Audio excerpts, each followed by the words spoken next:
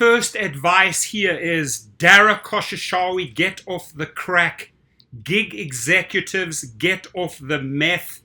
And all you programmers working for the gig companies, stay off the dope. Stay far away from the marijuana. 332 pounds for a 1.7 mile trip home. The dude just wants to get from his pub in London to his house, right? And he says, I can't persuade the ride-hailing company something is wrong, even though its bill is absurd. So they turn to support, and support is like, hey, that's the fee. There's nothing wrong. There's like, dude, 332 pounds. How much is that in dollars? Let's work it out. Okay. 332. Boom. $452.28. Let me repeat. $452.28 for 1.75 miles.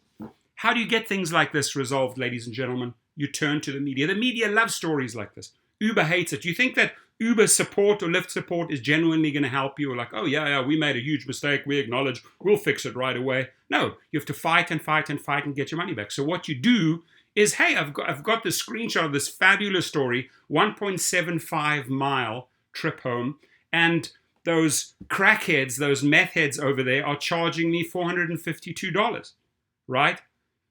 Media will be all over it. And now, trust me, now they're going to come and, oh, we made a mistake. We've got to immediately rectify this. And the poor guy that drove from the pub to his house needs to get his money back. The sad thing, ladies and gentlemen, is that we have to fight and fight and fight for our dollars. Just like I'm fighting for $1.2 million in referrals, right? But I'm not going to stop. I'm going to keep on pounding and pounding and media and pounding until I eventually get my money. Even though I've been in court for 2 years, you have to keep on fighting, just like this person turned to the media. Last week, I booked an Uber, not me personally, this individual, from our favorite pub to my home in North London, a trip of 1.75 miles I've been taking several hundred times. I was riding with two friends whom I regularly drop off on the way. I asked the driver to use my preferred route. He refused, and a row ensued, to the point where he ejected us from the cab in the rain. Wow. The next day I received a receipt for $332, the trip cost. The money had been taken from my bank account. It seems the driver had run his meter for 16 hours and 27 minutes. Wow. Okay. Listen, dear driver, this is the part that I didn't know, right? 16 hours, 27 minutes, you're done. You fried, right? If that rider just proves, I take this trip regularly, 1.75 miles from my pub home, always the same price. And suddenly this guy thinks like, oh, 16 hours and 27 minutes. I've tried everything to persuade Uber that something is wrong. It's wrong. You can see it's wrong. There's no trip for 16 hours for a 1.75 mile trip, Uber, right? And they're like, oh no, this is not wrong. That's what I'm saying. Get off the coke, get off the meth, get off the amphetamines, get off the crack, get off the marijuana, and start brushing up your act. You're falling apart over there, Uber. I've tried everything to persuade Uber that something is wrong.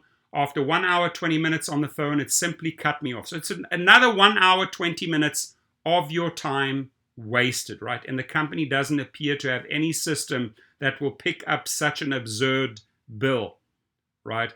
So leaving aside the question of whether you want to get into a row with drivers over their route, I agree. It is very odd that Uber's systems did not pick up this obvious error. The journey is clearly shown on the app as taking 16 hours, but shows a shortish route across London. You are not the first reader to complain that Uber's customer services are impenetrable, right?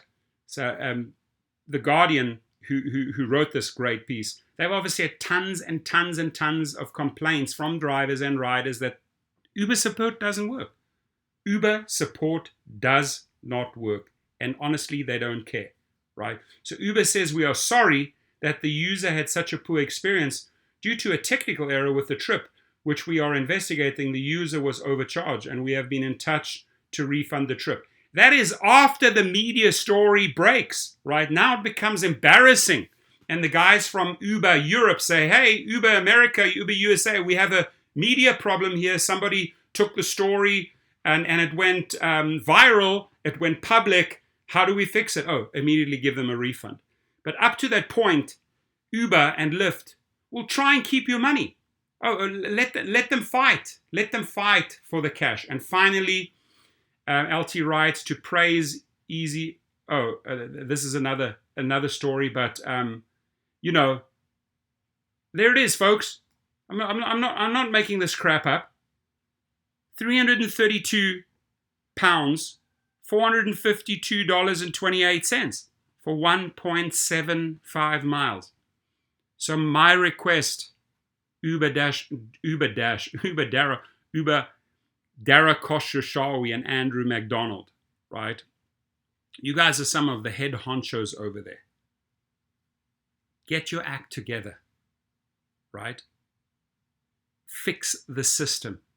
Don't let the algorithms F over your drivers. Listen to the drivers. I'm saying it over and over again, right? And please, I broke another story about another person being killed in a Lyft this morning. Please do something about your safety.